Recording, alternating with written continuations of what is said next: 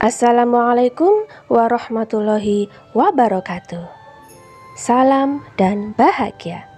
Saya Dani Agustina, CGP Angkatan 3 dari Banyuwangi, Jawa Timur.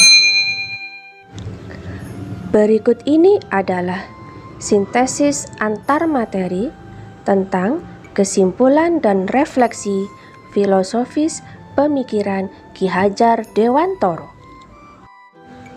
Yang saya percaya tentang murid dan pembelajaran di kelas sebelum saya mempelajari modul 1.1 adalah: awalnya saya memperlakukan siswa seperti burung dalam sangkar.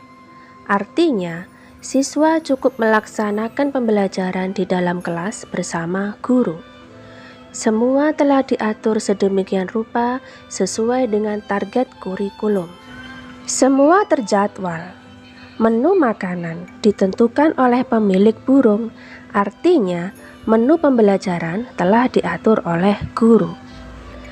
Mula-mula memang saya meyakini bahwa siswa adalah kertas kosong yang harus dijejali dengan ilmu pengetahuan. Tugas guru adalah untuk mentransfer pengetahuan.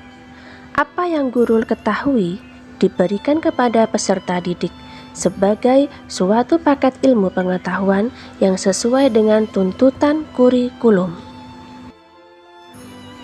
Pembelajaran adalah proses membuat peserta didik aktif. Awalnya, saya percaya campur tangan yang dominan dari guru adalah suatu keharusan. Pembelajaran terpusat pada peran guru sebagai pendidik sangat dominan. Pembelajaran adalah kegiatan belajar mengajar di dalam ruang kelas, karena biasanya pembelajaran di luar kelas dilakukan oleh guru olahraga di sekolah saya. Saya lebih terfokus ke tuntutan kompetensi yang diamanatkan dalam kurikulum dan cenderung melaksanakan pembelajaran sesuai apa yang tertulis dalam kurikulum. Selanjutnya, apa yang berubah dari pemikiran atau perilaku saya setelah mempelajari modul ini?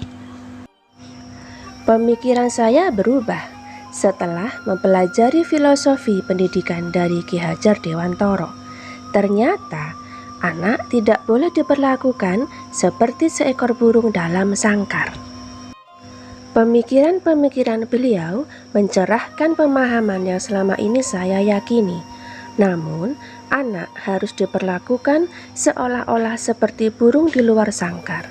Siswa harus diberi kebebasan berinteraksi dengan sumber belajar yang beragam. Anak boleh cari makanan di ladang, sawah, sungai, hutan, dan lain sebagainya. Artinya, anak tidak boleh bergantung pada buku pegangan siswa atau guru. Namun, siswa diberi dorongan untuk gemar mencari pengetahuan seluas-luasnya sesuai dengan kodrat anak.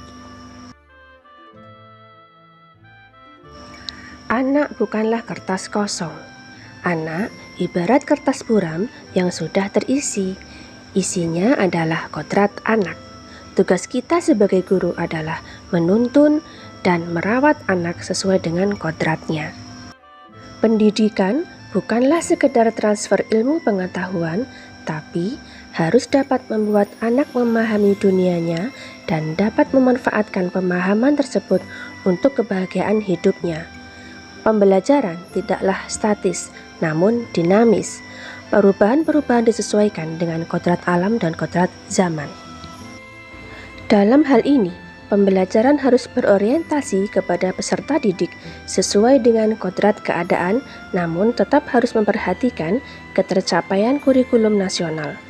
Pembelajaran yang berorientasi pada peserta didik adalah pembelajaran yang menjadikan peserta didik sebagai pusat pembelajaran. Guru dengan ikhlas hati menghamba kepada peserta didik. Pembelajaran tidak terbatas di ruang-ruang kelas, terhalang tembok, terkurung dalam suatu ruangan balok. Pembelajaran bisa dilakukan dimanapun sesuai dengan konteksnya. Setiap tempat adalah sekolah, keluarga, masyarakat, lingkungan alam adalah sekolah. Pendidikan harus mampu memvariasikan pembelajaran di dalam kelas dan di luar kelas. Ada beberapa hal yang segera saya terapkan agar kelas saya mencerminkan pemikiran Ki Hajar Dewantara. Di antaranya adalah saya akan meningkatkan kredibilitas saya atau perilaku yang diteladani serta kedisiplinan waktu dalam pelayanan kepada siswa sebagai suri teladan. 2.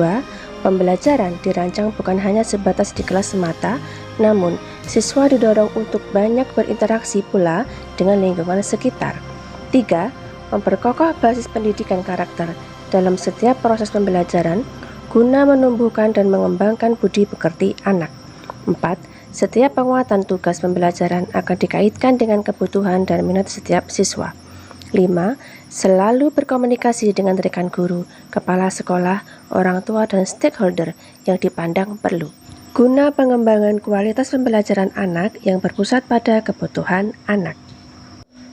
Jadi, filosofi Ki Hajar Dewantara mengenai asas trikon dapat dilambangkan sebagai sistem tata surya, di mana murid digambarkan sebagai planet yang mengorbiti matahari atau simbol nilai kemanusiaan dalam garisnya masing-masing.